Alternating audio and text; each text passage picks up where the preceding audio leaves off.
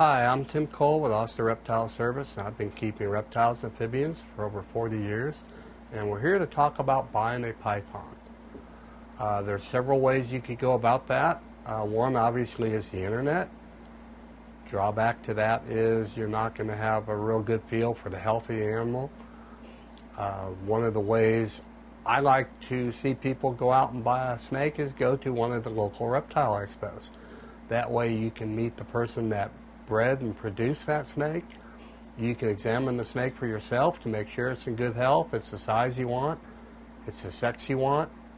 Hopefully the person that's selling it to you can accurately sex it. As far as health issues go, you want to make sure they don't have any parasites. Snake mites can be common for somebody who's not taking good care of their animals.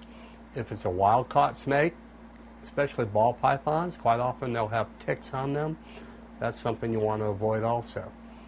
But buying a captive-born python from a breeder is definitely the way to go. Keep in mind what species of python you're getting.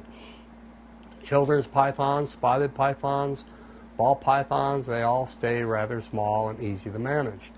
But your bigger pythons, like Burmese pythons, reticulated pythons, African rock pythons, they get much larger and take a fair amount of space and experience in dealing with these animals.